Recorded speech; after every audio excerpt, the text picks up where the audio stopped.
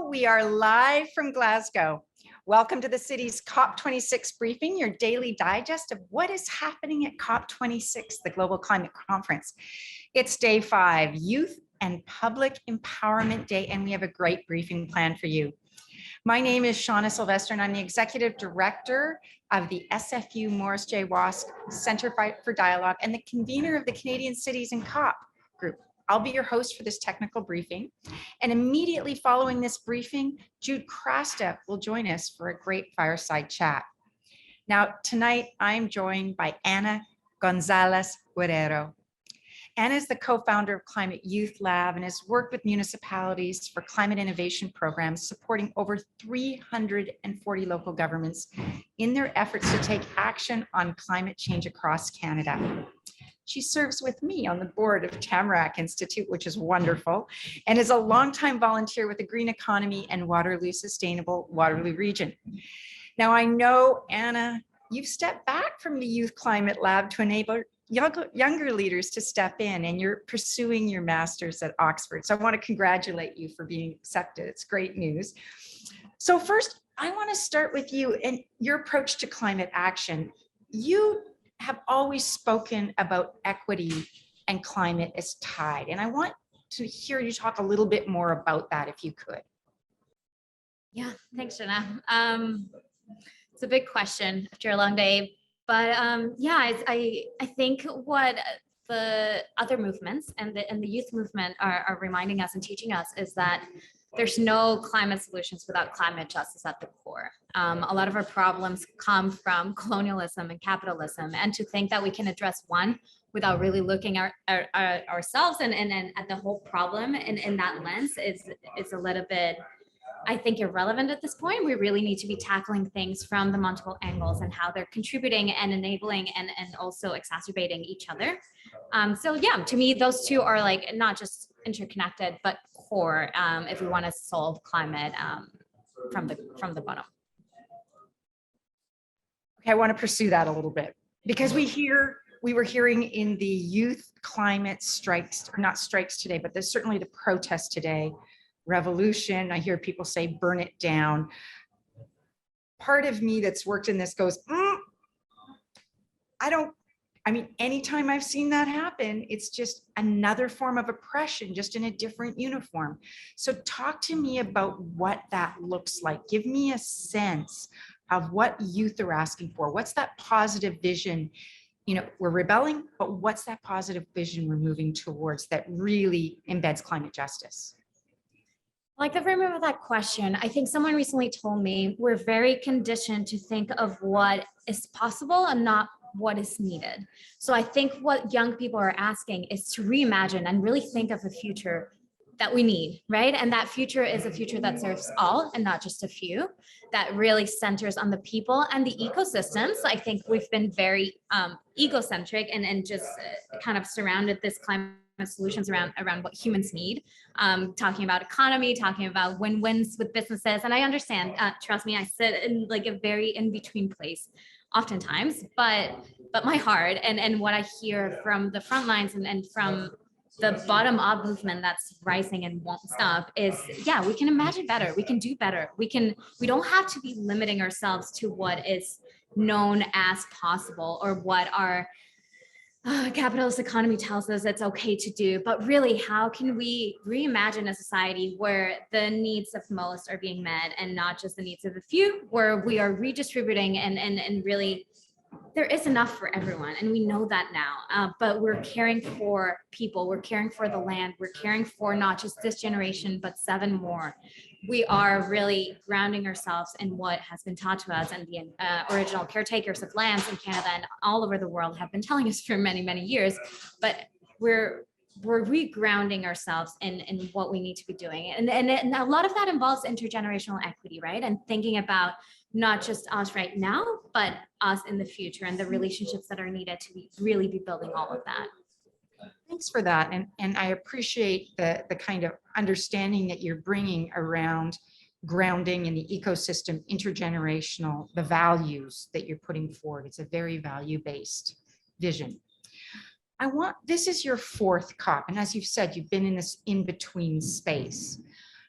I'd love to hear your impressions of this COP compared to other experiences you've had. You're catching me at the end of a long day, of a long week. This COP has been inaccessible. I think if anyone has been following Twitter I don't know if people are following or if it's just me because I care.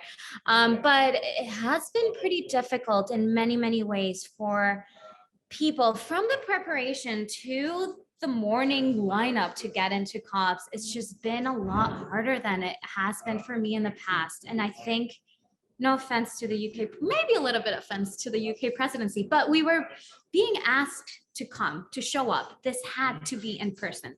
We could not miss another year and there was no other way to do it. And I understand, again, I sit in this in between and I understand where that's coming from. And I'm a big, urgent proponent. I get that.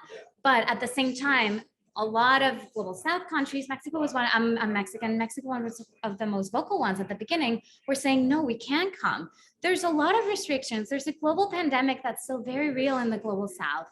It may not feel like that in the UK, but it is happening everywhere else. And even from there to now, and when I say inaccessible here, a lot of observer organizations have had a lot of issues going into spaces and really knowing and understanding what's happening. And while a lot of delegations are doing their best to bring that information back, it's chaos and it's always chaos. But at least at some other COPs that I've had the privilege of attending, you can go in, listen and translate that and bring it back to other constituencies. But this time around, it just feels restricted, inaccessible, and it's a shame because it's the first time we're bringing so many young people, I think, don't quote me on this, but it's when we've had the most young people attend. It's when the composition of the COPs are kind of transitioning and having more observer organizations, but then you're here, you pay a lot of money to get here.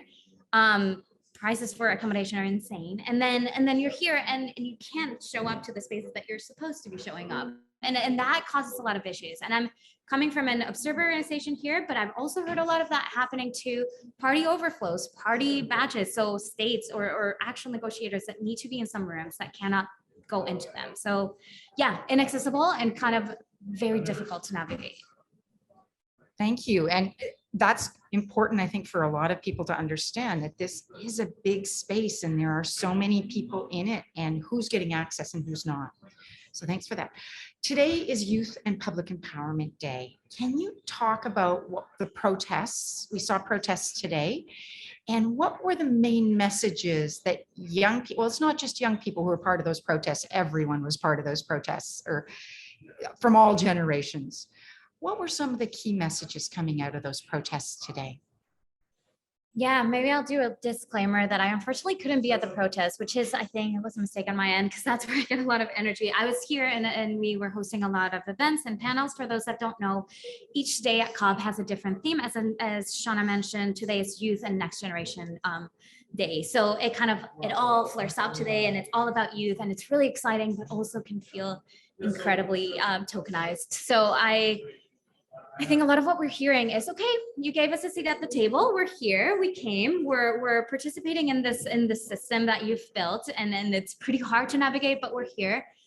Now, what are you doing with that? We have some asks. We're painting a plan. We are telling you no more fossil fuels. Like keep it on the ground. We're telling you, and also maybe let's add this side note asterisk that youth is not a monolith and every kind of youth group is asking for different things and rightfully so. And it changes region by region, community by community, as you are all probably pretty familiar. But yeah, I think people or young people are demanding not just that seat at the table, but are you actually listening to us at this table? And are you willing to do the things that are needed to be done to make the radical and ambitious changes that we need? We're still not seeing that. And some would argue COP is not fit for that purpose anymore. Like a lot of this action is happening on the ground and it needs to come from communities bottom up and pressuring our national and state level action and Canada federal to do this work.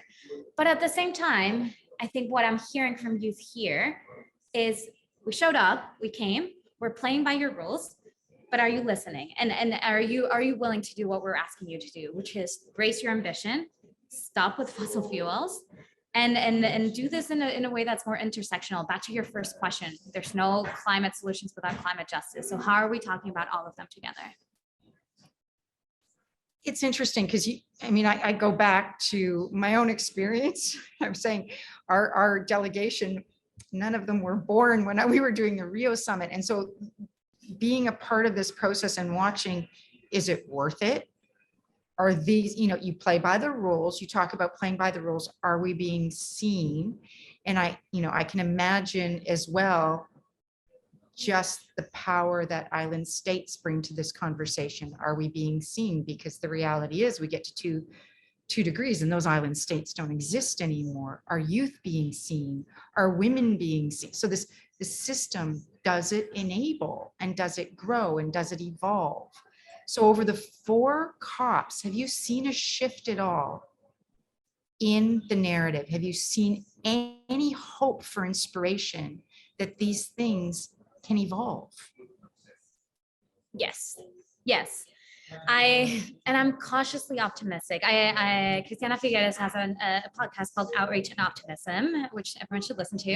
And I think I oscillate in between those two very often. And I think the way you ask that question, there's definitely room for optimism. I think maybe I'll preface by saying youth have been at COPs for many, many years. The youth movement is not new. The attention that's getting is new and good and welcomed. Welcome when it's not just center and white activists, but welcomed nonetheless.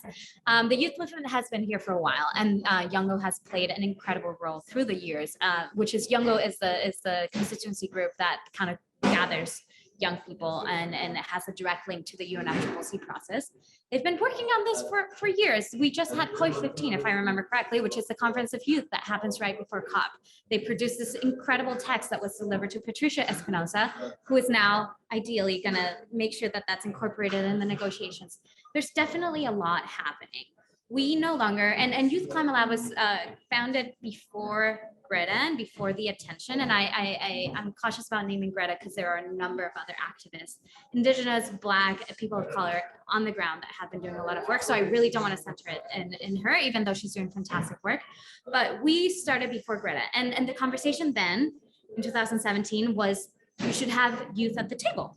You really need to. They bring a lot. Now, I don't think people are asking that. People are like, yeah, we have some youth at the table. And I said this earlier, but now we kind of need to move beyond, okay, you're there, you're at the panel. Now what? And so what, right? So kind of moving from the why is youth needed to the so what, now what, and how are we actually incorporating young people in decision-making processes? And it goes beyond COP. And I think I do want to say I'm cautious about all the attention and all the kind of like language around COP being this ultimate savior and our last chance and our last hope. It is one of the many tools in our toolbox of climate solutions that we have at the moment. It certainly is a big stage and it sets the scene and sets a lot of the discussion, but it's not the end all. So like we tell our delegation and like new people that come into the space, you will be disappointed. And that kind of sucks to start there, but it's just like, protect your heart, protect your energy. You will be disappointed because COP will not solve it all. It's not meant to, but the real work happens on the ground. And I think something that really gives me a lot of optimism is seeing who's here, who gets to come, how are we communicating what happens here back at home? And then how do we build things at home in our communities to actually get us to the point that we need to be? You are exactly where we've got our last question, and that's exactly where I want to go. And that is, as you've said, COP's one of the pieces of the puzzle, but that's not where all the action really comes from. So for the people in Canada, the young people, and everyone, because this is not just, as you know, this is not just the youth issue, this is all of us, everyone knows that. But what do you want to relay to people listening right now about what has to happen? What do you want to see move forward in Canada at this stage? And if you can speak to those urban youth as well, because this is part of what we're focused on as cities, not just exclusively, but I'd love to hear what you have to say to urban youth. To youth, to everyone, it's important to pay attention at what's happening. Like, don't lose the pulse, like just keep your eye on it. It's important to put pressure. It's important to know what's going on. But again, it's not the end all. So if you can get informed, that there's a lot of avenues, a lot of organizations like Youth Climate Lab are doing really good work, if I may say so myself, at demystifying what happens at these spaces, right? To create some avenues for engagement. But Youth Climate Lab, again, another plug, created an infiltration manual, which I think we've talked about in the past, but it's kind of a 101 guide on how to push for climate action at the local level. So what are the intricacies that you need to know at the city level to create some change? So what I would say for young people, and honestly anyone, is find what you're good at, what you care about, and where you're getting your energy, and really focus there. We need everyone to change everything. So really focus on where you feel best suited to contribute, and then kind of like lean in there. But also do so in ways that are relying on your community. And I say community kind of loosely, there's different types of communities, but this work, Shalaka and my team says this often, but this work is not meant to be done alone.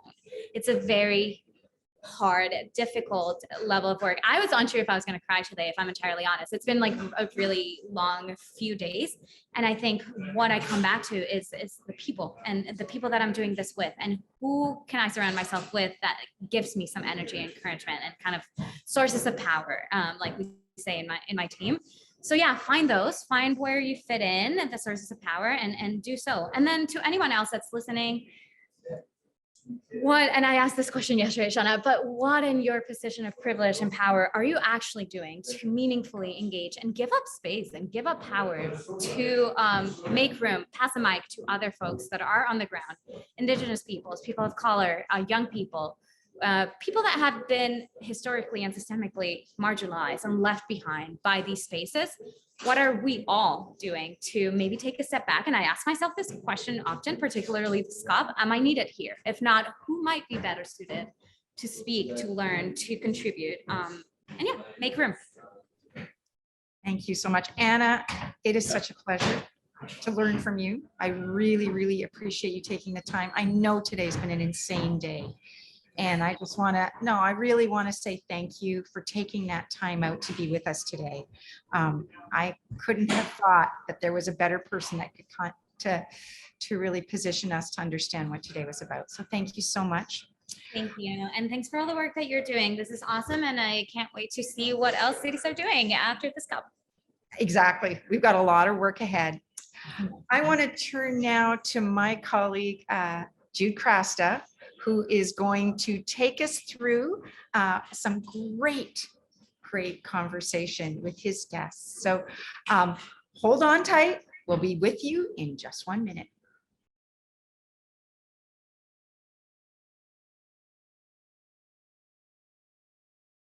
Good afternoon and good evening to everyone joining us. My name is Jude Crasta, and I am your host for this series of Fireside chats through COP26 here in Glasgow, Scotland. We are with you live at 6:49 p.m. GMT. That's 11:49 a.m. Pacific time at the end of the 5th day of COP26. Sorry, it's been a little bit of a long day. I'm all over how many hands need to count. We would like to thank you for taking the time to be with us wherever you are. And we are very excited to be joined today by Dalmsø and Henrik Müller from Denmark. Henrik is the Chief Climate Officer at the municipality of Aarhus. Henrik has years of experience, and we're going to get to know them in just a little bit, years of experience in senior roles within public innovation and environmental sectors.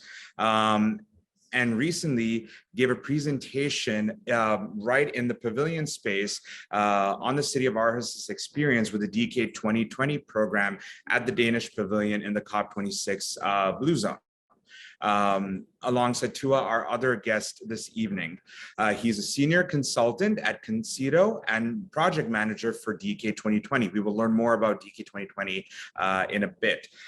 He has a background in professional analytical work with a focus on the conversion of energy production systems and special emphasis on the development of carbon dioxide accounts.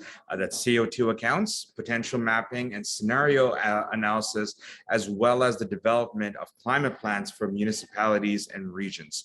We are thrilled today to have this experience joining us and this expertise coming to us live from Glasgow. Good evening, gentlemen, and thank you so much for joining us. Thank you. Hello. So, hey, Henrik, I'd like to start with you. For context for our Canadian audiences, could you tell us more about the municipality of Aarhus and what it looks like as an urban space within larger Denmark? Yes, I could. You can see a bit of Aarhus in the background of of the picture. The city of Aarhus is the second largest city in Denmark. It's situated in the middle of the mainland Denmark, and it's kind of the capital of the mainland. It has 350,000 inhabitants and is part of a greater area with 1.2 million people. Aarhus used to be a very high industrial city with lots of heavy industry, but has transformed over the last 20 to 30 years and now have more service business and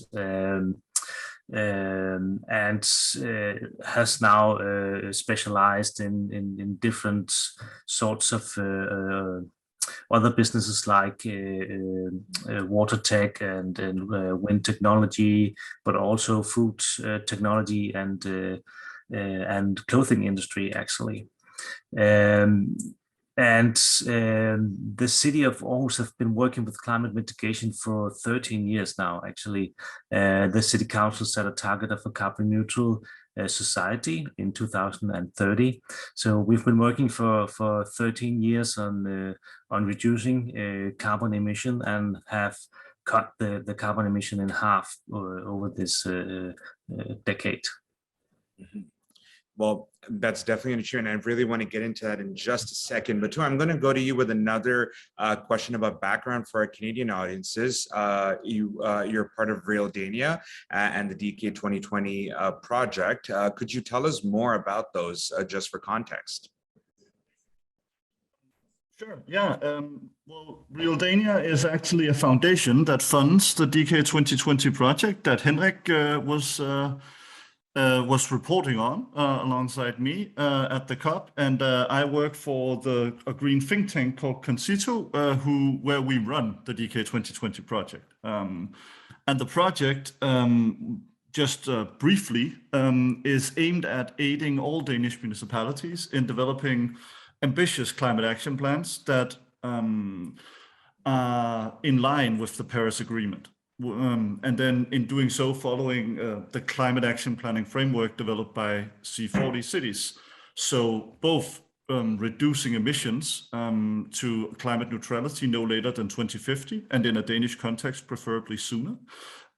Also working with climate adaptation and addressing the climate hazards that we will face.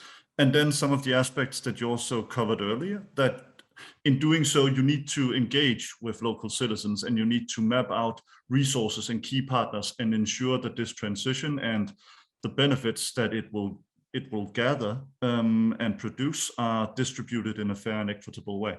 So all those aspects should be addressed by all Danish municipalities, ideally throughout this project. Right, and just for scale, we're talking about, if I'm correct here, 94 Danish municipalities. Is that right? There are 98 in total, and 95 of them actually recently, the last one also came along. On top of that, we have the city of Copenhagen, which is, as a member of C40, already had a Paris-compatible climate action plan, which then puts us at 96 of 98. So we are fairly close to all of them, and then a little short. Well, so obviously a near 100% rate over there, that's no small feat. And so I guess this question is to both of you, whoever wants to take it, like, let's obviously, there were challenges. I'm assuming that there were challenges getting this running, whether it was at the beginning or in the ongoing stages of this project delivery. What were some of those hurdles you had to overcome when it came to setting up the initial parts of getting these climate plans customized with the Paris targets, and then in the ongoing as you were moving on to different municipalities? Should I start too? Well, working with green transition is a challenge every day. Every time you open one door, there's 10 doors behind it you need to open. Naturally, there's also been challenges applying to the Paris Agreement and the CAP framework in climate planning. I think from my perspective, as a city that has been working for a long time with climate mitigation, actually I didn't find that many challenges, because it's a concept that's made for cities, so it's fairly easy to understand the different things you have to map and work with, because it's things that we naturally work with, and it's in a framework that's easy to apply to as a city. But having said that, of course, all cities are different and are on different levels and have different starting points and different opportunities and challenges. And so when I talk to my colleagues in the other cities working alongside us in the first wave, we cut it in different waves. I could see different challenges, because some municipalities have had a large focus on climate adaptation, and others have had a large focus on climate adaptation mitigation, and some have been focusing very much on their own organization, and others have been focused much on scope 3. So everybody needed to find the same page, if you could say that, and filling out all different areas that it didn't have before. And actually, I think it was very good that we were so many cities working alongside at the same time, because then we could support each other and we could fill out the blanks for each other, and the sum together was more than each part together. I think what challenged us the most was perhaps that the CAP framework is made by C40 cities, which is mega cities. So there are some places in the concept where we needed to invent new methods and new paths, for instance, on rural areas and how to connect rural areas and cities in climate planning. Right. And Tua, would you like to come in on that one? Sure, but I agree fully with what Henrik is saying. And I mean, working with the city of Aarhus, you have a skilled secretariat and you have a long-standing history working on these topics. But translating it beyond the scope of what it was designed for, like rural areas where you have significant amounts of agriculture as one of the main emission sources, which there are fewer tools to address in, of course, in the C40 toolbox, because that's not really a problem they usually encounter in megacities. And also for adapting it for very small municipalities. We have small island municipalities with 2,000 inhabitants and maybe 30 municipal staff in total, and for them working with this very complicated and holistic framework designed for addressing all aspects of climate change, working with climate change and doing it in a thorough way, of course, is a challenge resource-wise. And how do you scale it down without losing key aspects of it? You can't simply just remove some parts without diluting the key concept in the design, right? So how you work with that has definitely been an issue. So that's pretty interesting, because you're talking about within these urban mega spaces, you're a different density level of the built environment, different use cases for the land, integrating within a very interconnected space. In Canada, a lot of our metro regions operate in the same way. Like, for example, I'm from Metro Vancouver on the West Coast, and over there you could have certain municipalities that are dense, built up, your typical urban environment that you would see in North America. But then you have also smaller municipalities that are incorporated as villages or separate entire islands of small communities, but also farming communities. So one of the challenges that we face when it comes to cohesive regional climate policy that applies to different types of areas is stakeholder engagement and public buy-in. Take our audiences through some of the key learnings you had when it comes to engaging stakeholders and down to the public to get them on board with DK 2020. That's anybody, yeah, feel free to go. Well, I think actually DK 2020 has been a good accelerator of actually engaging stakeholders, because when you start to map out what you need to do, you also very soon have to look at who's going to do it, and when you know who's going to do it, you need to engage them. And I've actually seen new types of partnerships forming through DK 2020 that I never thought would happen. For instance, some of the most rural areas gathering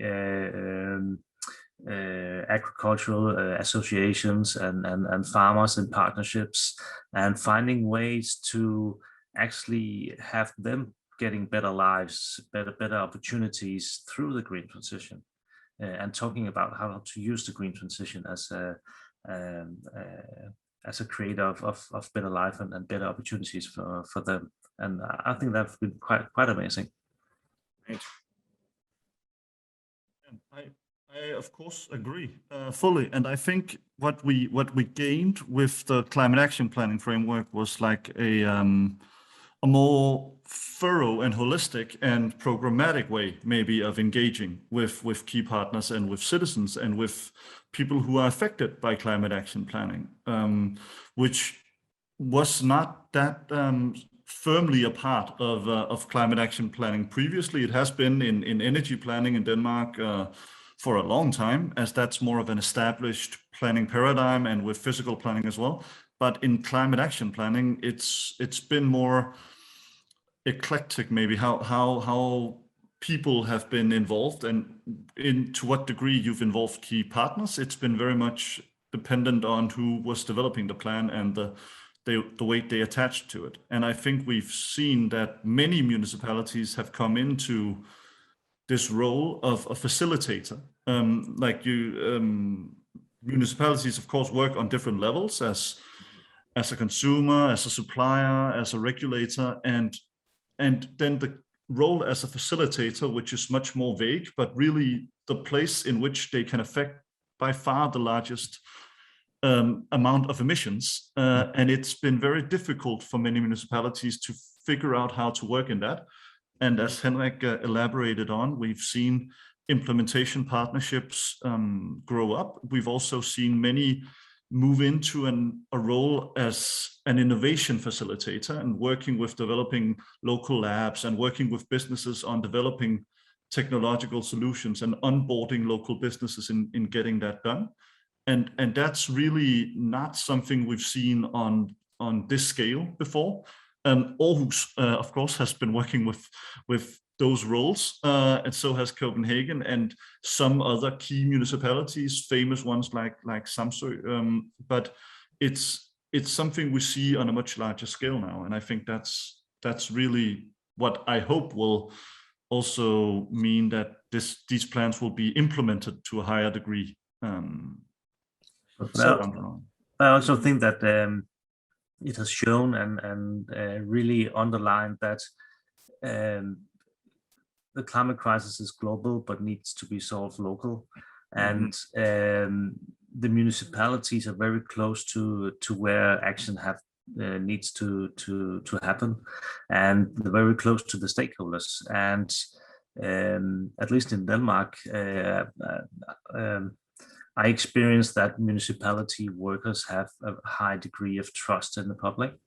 So they can very easily go out and facilitate partnerships much easier than perhaps businesses could do by themselves, or other stakeholders could do. So I think municipalities are actually a key to succeeding in forming these corporations and accelerating actions locally. And I'll just say, I know for some of our municipal practitioners back in Canada, the quirk or the sort of twist of that relationship, oftentimes it varies across the country, but sometimes you have a bit of that of a role reversal where sometimes you need third-party organizations, I'm not saying businesses, but NGOs to come in and help official government processes to build that trust so really interesting how that for Canadian audiences to learn from that. So as you're looking at a greater European context, just to bring it out into a larger scale on learnings that you might export from Denmark, has there been any coordination, whether through Aarhus or Copenhagen, or just DK 2020 as a whole, with other European cities? Two of that can go to you. I mean, we of course, I think both Aarhus and Copenhagen and many other Danish municipalities are working bilaterally with other partner cities and twinning experiences and transferring their solutions, just as many municipalities take part in these pan-European and global movements and groups of municipalities like the Covenant of Mayors. But I think the key difference is the systematic way in which many municipalities develop similar action plans at the same time, adapted to their local solutions, by which they can share experience as to what works in developing plans, but also cooperate on implementing solutions. And many of these infrastructures and challenges that run across municipal boundaries, at least in Denmark, many of them do. If many municipalities are working at the same time on creating a transition to a carbon-free economy, then you have a much better chance of creating that cross-municipal cooperation on getting it done.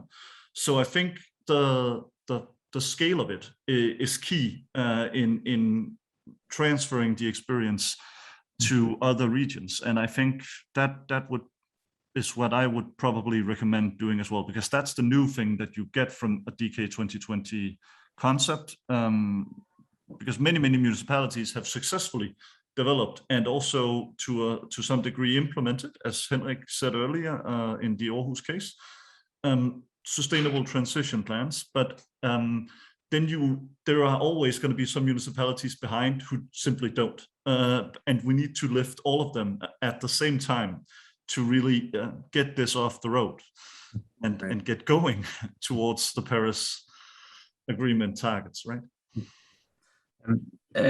To my point of view, I think we've seen C40 being very successful in working together and lifting the mega cities and having a common voice and a partnership across the globe on working together towards the same targets.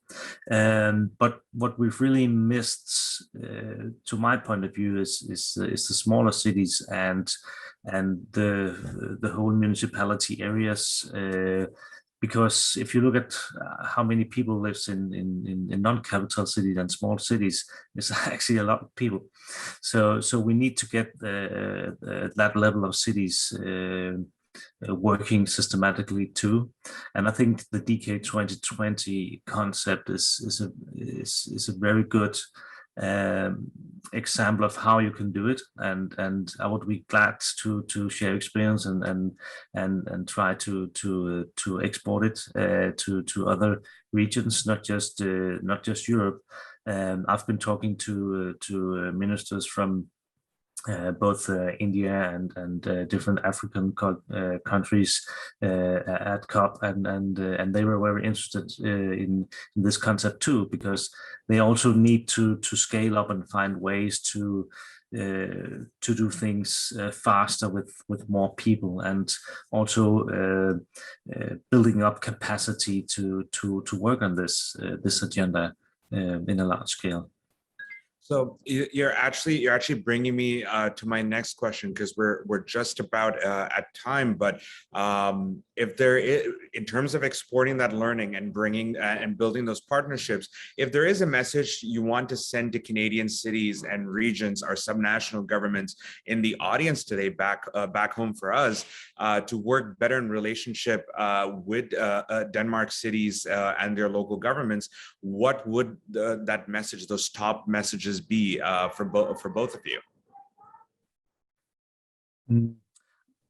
I think the municipality to municipality cooperation or city to city cooperation is very important, because sometimes nations tend to compete, and municipalities does not compete in the same way. So it's easier to cooperate. And my best advice would actually be, if you have the resources or could find somebody who have the resources, to try to look into if you could do a concept like DK 2020 where you hook up cities and municipalities, either region by region or by where they are in the green transition. So you have equal municipalities working together, but also across helping each other, so that the ones that have more resources than others can help others. So I think that the organization and having somebody facilitate the greater cooperation, I think that's very important. I agree with that, and I think when looking at the project, we've also written a lot about it and about the case studies, and you can find all those reports on our website, and we'll be happy to share experiences with you. But I think it's important to remember not to simply copy paste, but copy, adapt, and paste, because we've taken some time and working with the pilot municipalities like Aarhus in figuring out how does this work in a Danish context with the history and the local geography and the structure of municipalities and the trust, the very high level of trust we have in Denmark, and that may be different in Canada. The size of municipalities, we call them rural municipalities, but they're really not that. There's no place in Denmark that is that far away from a big city. I think that might be slightly different in Canada, and you may have some other challenges that might be addressed ideally in a slightly adapted structure. So I think you should adapt it to fit what works for you. And we'll be happy to help. Yeah, and I would copy that and really say that it's very important not to build up parallel structures. Try to find structures that are there already. So you use the corporations or the organizations that you have already. Right. Now, so copy, adapt, and paste, and using existing organizations and structures to bring those learnings to Canada. We'll be sure to post the website to our audiences in the resources page online on our info site, citiescop26.ca/road to Glasgow, for all of our audiences. But right now, thank you so much, Henrik and Tua, for joining us this evening, I believe, because you're joining us from Denmark. Thank you very much for taking the time with us today. You're very welcome, and thank you for working on the green transition with all of us. It's very important that we do it together. Thank you very much. And so for our folks back home in Canada, thank you very much for joining us. Before we go, I'd like to take an opportunity. We did receive news yesterday, unfortunately, of Premier John Horgan of British Columbia and his recent cancer diagnosis, given his medical procedure that was performed in the days before.